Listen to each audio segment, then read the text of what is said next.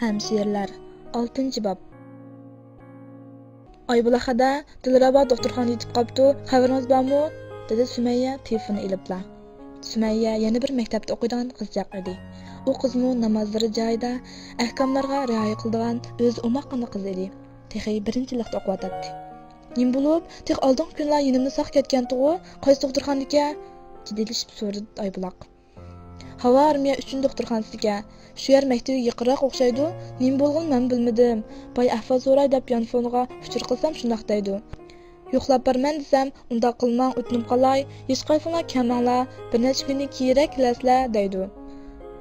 Telefonni qo'yib, Aybulaqning ko'ngli bir yomonlikni tuygandek bir qismil bo'lib qoldi. U qizga zor nim bo'lgandi. Uning bilan oilasidagilar to'g'riliq tuzukrakni paranglashib baxmabdi ekanman. Uydagilar qandoqroqdi? Nima sababdan doktorxonaga kirib qolgandi? Nimishqa kamanglar degandi. Mushunda xiyollar bilan bir haftami hash-pash deguchi o'tib ketdi. U bu orliqda kunda degudek Dilraba uchur qilib ahvol so'rab o'tirdi. Telefon qilsa, Dilraba doim telefonni besib o'tadi va hada absizidi kechiring deb qaytaradi. Juma kechda Aybulaq shanba kuni uni ko'rgil borsa bo'ldigan bo'lmaydiganligini so'rab uchur qildi. Bulida hada amis adisini saqlayman deb qaytardi Dilraba. Aybulaq maktab oldidan meva chig'i setib oldi. Dilraba uchun sahar turib atgan tuxum chaqqan suyuqashni qachchiq elib, yog'liq bilan tangdi. Uni o'qib berish uchun Qur'onni sumkasiga soldi-da, doktorxonaga yurib ketdi. U yotoqqa kiribla hayron qoldi. Dilrabaning qo'li tengaqliq. Necha kun ichida juda kichikgina bo'lib qolgan edi. "Nim bo'ldingiz singlim?" dedi Aybulaq salomdan kelib jiddilashib. "O'ltiring ada, deb kelsam gap to'la." dedi Dilraba ko'zlariga yosh ilib. Arini biroz jimjitlik bosdi. Birdamdan keyin Dilraba yig'lab turib so'zni boshladi. "Men o'rangandan buyon ota-onam izchil nayt qarshirib kelyotdi. Har ta'til uyga qaytsam, majburiy yog'ilg'imni oldiraydi. Ta'tildan qaytashimda poyezdga chiqib chegib olaman. Xijil bo'g'inimdan ham uyimdagilarning yomon gapini qilsam qanday bo'ldi deb o'ylaganimdan bo'lsa kerak, sak bu vaqt so'zlashni xohlamaydim." dedi o'ksib turib. Keyin ular bag'onsir qattiqlashib ketdi. Doim tonish bilishlarning mush shart o'qigan bolalardan men to'g'riliq uchur egallab turdi ekan. Bilamsiz, tog'am oblast terrorlik qarshi turish guruhining boshlig'i. Uning boshlig'i mening yog'liq chegib sirt yurganimni bir qatim ko'rib qopdi-ki, tog'amni chaqirtib, "Agar sen bu xizmatni davomli ishla desang, singlimning avib beshik nimani og'izib vet" debdi. Men uyga berib bir necha kundan keyin yog'liq chekmenimni ko'rib, ortiq gap qilmabdi-ki. Yakshanba kuni sizning yoningizdan qaytib, maktabga kelsam, yotoq binosining oldida turdi. Bu yerga xizmat bilan kelibdi-ki, men deb qo'ymaydi, maktabga izlab kelibdi. Uni ko'rib sal qo'rqdim. Shundaqdimi oldiga berib chiroyli salom qildim. Lekin u salomga javob qaytarmayla. Qopchimga birni urdi. U esa deb gapini davomlashtira olmay qoldi. Aybulaq sumkasidan qog'ozlarni chiqarib, uni sundi. "Aka, nim bo'ldi, so'ramsan" deb to'lab ketdim. Ko'zlarimdan yoshlar to'kilib ketdi. U bo'lsa, sarandek beshimdagi yog'liqimni tortqishlaydi. Men nima qilyapsa, qo'lim tat deb yulqinatdim. Oxiri yog'liqim uning qo'liga chiqib qoldi. Boshlarimni olqonlarimdan to'sdim. To'sib o'lgurgil bo'landi. Uning mush tepiklari bosh ko'zimga yig'ishqa boshladi. Üstüne okusun deb evetsek, "Hey dud, muşundaq ropashda yürüyülüp ota-onang yuz kelalamsa, yana muştaq kiyamsan degina, yana kiyamsan" deb. Nereden kelgan g'ayratdikin, o'zimni to'lamayla uni to'lab ketibdiman. "Ura, urib o'ldirib, bilib qo'y, men nima qilasam, men yana mush imonim bilan turma, salardan qo'rqib qolmayman" deb to'lab ketdim. Atrofimizda bola yig'ilib ketgan edi. Shu ordiylik Anvar kelib, tog'am tutib bo'ldi, lekin tog'am uni mishtirvatdi. Qo'limni ching tutibdi-ki, qo'lim qo'yat deb bir yo'l qo'nsam, qo'ldan chiqib ketdim. Lekin santirilib bag'am peti yo'lning qarag'ili yiqilib tushdim. Belkim g'iris qanday qildi-yu, butun badanimga bir og'riq tarab ketdi. Qarsam qo'limni yerdagi bir toshning qiri ozroq kesitibdi-ki, bulduqlab qon yiqotdi. Nimishkin, qonni ko'ribli ko'z oldimga qorong'u tushib ketgandek bo'ldi. Bir chog'da ko'zimni ochsam, mush doktorxonada yotibdiman. Belkim sinibdi. Doktor menda og'ir darajadagi qonozlik kesili bor deydi. Ya'ni yurak qon yetishmaydi-ki. Yurak klapanini birnim qisibdi demdi, ishqab jahli gap. Şun bir neçə gün doktorxana yatsa deydi. Doktorning deyishi bakchiq narsalarni o'ylab o'zimni bak besim qo'yaptiman. Mendagi kasalning shu besim bilan aloqasi bor ekan. Tog'am necha kundan beri xizmatini tashlab meni beqib turgandi. Bugun ozroq ish chiqib, sirtqa chiqib ketdi. Shunisizni keling degandim. Ish qilib, og'rib qolganim yaxshi bo'ldi. Alloh bir yerdan bandisiga chiqish yo'li berdi ekan. Og'rib qolganning banisida men uyimdagilarmi tog'amga qattiq quruq gapmi qilmadi. Oybuloq nima deyishini bilolmay turib qoldi. Uning ko'zlaridami yosh lag'illab qolgan edi. Tova, nimish shundoq bo'ladi?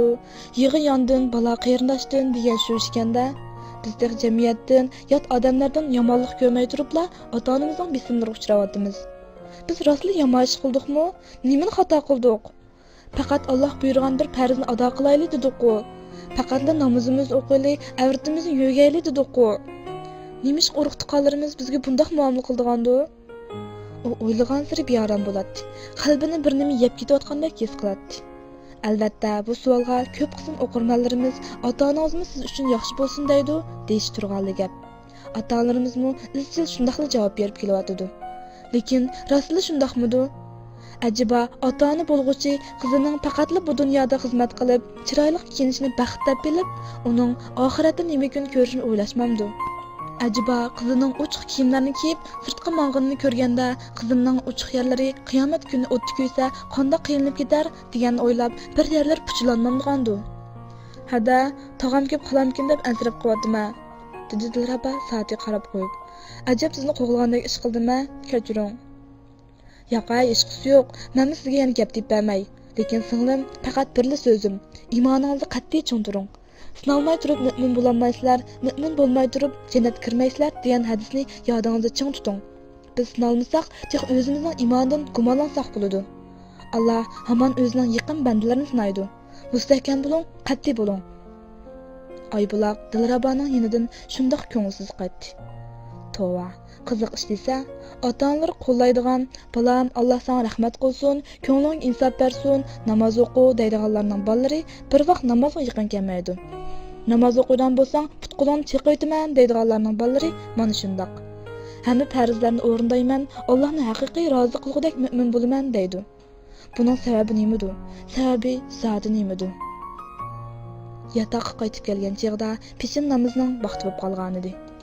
U yotiqida kichikina bir parcha yerni maxsus namoz o'qigan yer qilib olgan edi. Yotoqdoshlari bu o'rinni uning bilib bergan edi. U tahoratini yangilab, joy namoziga chiqdi. Ichidan bir xil piyg'on etilib turadi. O'zining ota-onasini, ayni chaqda dadasining uning degan so'zlarini o'ylashga boshladi. Hozir dadasi qanday o'ylaydi ekan? Hozirmi dindan xiroyin yaxshi. Xiroyin cheksang, doktorxonaga olib tashatqizatdim. Kallani bu zahar bilan zaharlab kelsan, amnisini qanday davoltiman? deb o'ylamdikin. Yoki bo'pti nima qilsang qil, baribir sen gap o'tkazamidim demdigandi. Nima degan baxtli oila edi. Mushundaqla tugishib ketarmizmi? Bilan bir chaqda bo'ldi, menmi bu dunyoda balliq bo'lmabdi ekanman deb qolay. Biroqla ketishib ketsak, el jamoatning oldida satma tura, teshimizni chandurishmayli. Sizlarmi meni dadanglarning hisobini chiqaritinglar demdigandi. Yo'q, u cho'qim ochiqda deyilgan gap. Dadam bizga shunchalik amroq tursa, olqinimda pulab cho'nqilan qizlarim, malikalarim, parishlarim deydigan tursa. Oybuloq qo'llarini namozga ko'tardi. Duoda o'ksib yig'ladi. Ota-onasiga, urug' tuqqanlarga duo qildi. Dilrabaga, Fotimaga, Dilnurga, Sumayyaga, o'zdek ahvolda qolgan barliq qizlarga duo qildi. Toki yotoqdoshlari sirtdan qaytib kelganda, ondan yoshlarini surtdi. U o'ltirib, oldin qaytim opasiga yozib davomlashtirilgan xatning oxirini yozmoqchi bo'ldi. Qadrlik opa, bu qaytim qishliq ta'tildan qaytgan savoqdoshlarim uydan jiq narsalarni olib kelibdi. Halima degan qiz ta'tilni qandoq o'tkazganligini, opasining o'ziga yangi kiyim olib berganliklarini, opasi bilan kechalari quchoqlashib birga uxlaganligini, ishqilib hamma ishini shundoq zuq-shuq bilan so'zlab ketganda, ko'zim yosh kelib ketdi. Xuddi qasdan mening ichimni ichtirg'il degandek his qilib, ichimda mana tillab ketdim. U qizga opasi yog'liq jaynamoz ip beribdi. U yana qaytan davomlashtira olmadi. Taramlab oqqan yoshlari qog'oz yuzini o'l qilibdi. 2 yil bo'ldi. Uyga qaytib boqmag'li. O'tgan yilgi yozlik ta'tilda bu mo'minlar bilan birga Urumchida o'tkazgan. Ota-onasi kelib, bir hafta turibla qaytib ketishdi. Ular bilan hozir xuddi yot odamdekli bo'lib qolgan edi. U endi bu umrda ona mehriga, ota mehriga qonmay qolarmi? Ota-onasini yana bir qatim mehr bilan dada, apa deb quchoqlay olmasmi? Dilrabamu karvat yetib, oybuloq o'xshash xiyollarni qilyotdi. Oldingi kuni tag'isi maktabga berib, muallimam bilan ko'rishman deyotdi. Rostli shunday qilganmidi? Maktabda uningdan boshqa o'rindan saboqdish yo'q. Dastlabda muallimi uningdan nimish bundoq kiyinganligini so'raganda, u bu bizning milliy urf-odatimiz deb javob bergan edi. Ammo burun bundoq kiyinmagan-ku deganda, burun kichikdim, endi mushundoq kiyingan yishimga yetdim. Endi bundoq kiyinsam ota-onam xafa bo'ldi. Mening ota-onam bek mutaassib debli gapni tugatgan edi. Agar tag'isi rastli berib o'qituvchisiga desa, faqat uningla emas, mushi shaharda o'qiyotgan, o'rangan namozxon hamshirlarning hammasi avorchilik uchirishi mumkin. Buningda u hamshirlarga qandoq yuz kela oladi? U karvatidan avaylab tushdi. Tozliq uyga kirib, tahorat oldi va chapinini yerga silib namozga o'tirdi. Ey ulug' Alloh, sen albatta yaxshi ko'rgan bandalaringni bakrak sinaysan. Ayni chog'da ashoblar beshiq biror sinoq kelmasa, bizning iymonimiz Allohga yormog'ini o'xshaydi, bo'lmasa bizga nimish sinoqlar tushmaydi deb yig'ilishar ekan.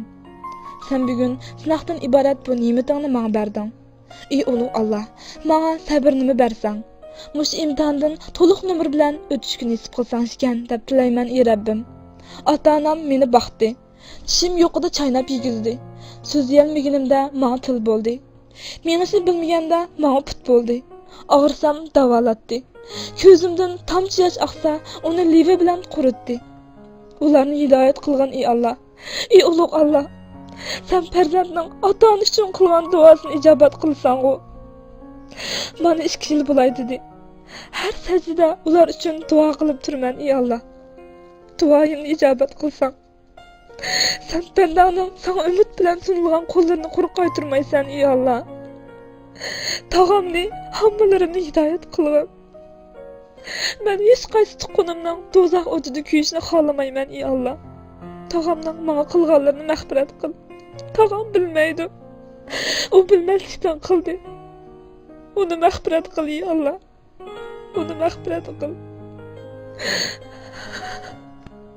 Ko'z yoshlari yipi uzilgan marjandek Dilrabaning mag'zini bo'ylab sirg'amoqda edi. Mo'rilari o'ksishdan titraydi. Shu arda xuddi bir qara degandek beshini ko'tarib eshik tarafga qaradi. Tag'isi eshikning yonida eshik yo'langini turadi. Tag'isini ko'rib, Dilraba darhol jaynimizni yig'ishtirib o'rnidan turdi. "Nima yotmay turib olding?" dedi tag'isi yumshoqroq talaffuzda. Dilraba javob qaytarmay kartoq berib yotdi va tag'isiga dumbisini qilib o'rlib oldi. "Sen tamoqqa keldin, tura chuchurga amroqding-ku?" "Yemayman. Ishmiyalar ormonda degan chuchur mushkanjimi?" Tag'isining pozitsiyasi bugun o'zgarib qolganda qiladi. "Men ormonsiz o'zing ichira bo'ldi. Bugun maktab berib, muallimim bilan ko'rishib, birga tamoq yeb keldim. Tunugun deyishib qo'ygan to'q", dedi tag'isi oshni qochiq usg'ash. "Nima?" Dilraba darhol o'rlib tag'isi qardi. "Nim deyishding?" "Nim deyishatdim, shu seni yolg'izchilik bo'lmaydi, bu degan urf odat emas, diniy e'tiqod, oliy maktab o'quvchilari diniy e'tiqod qilib bo'lmaydi, buni bilmamsan" dedim.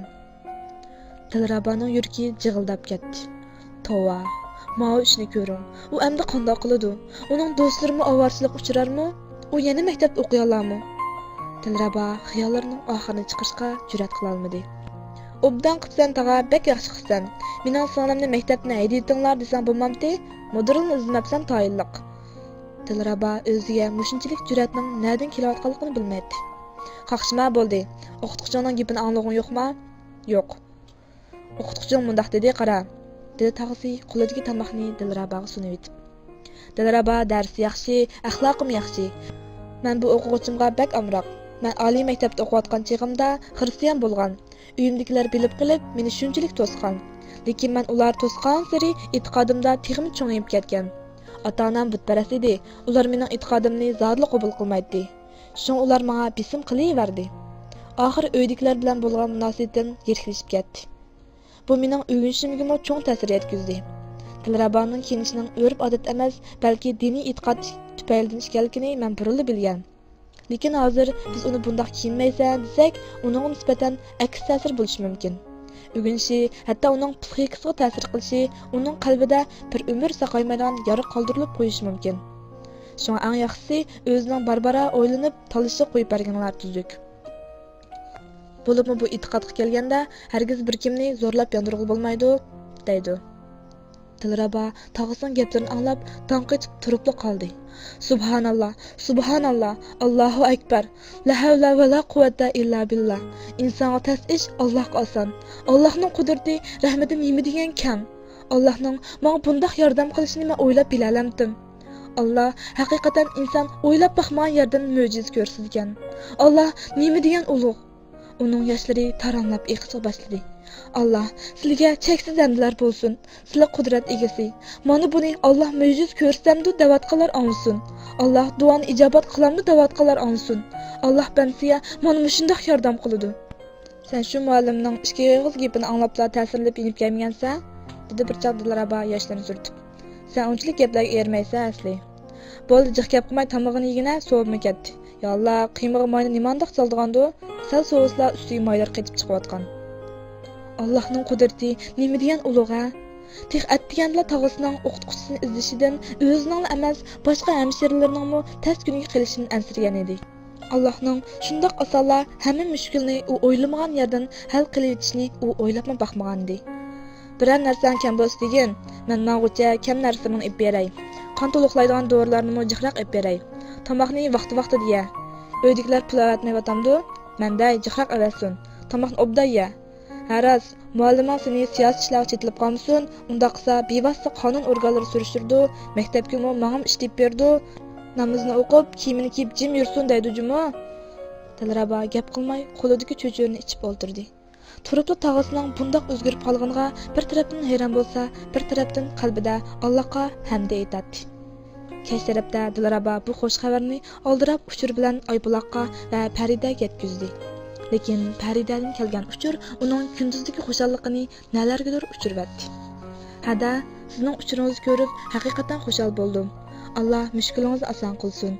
Men o'rlib yurgandan buyon o'g'il do'stim mendan biraqli yiroqlab ketdi. Dastlabda mayli, men Alloh rizoligi uchun ayrildim. Alloh menga cho'qim uningdan yaxshisini berdi deb o'yladim. Lekin bir necha kun o'tib, uningsiz yashay olmaydiganligimni his qildim. Shunga o'ramaslikni qaror qildim. Meni kechiringlar. Meni endi avval qilmanglar.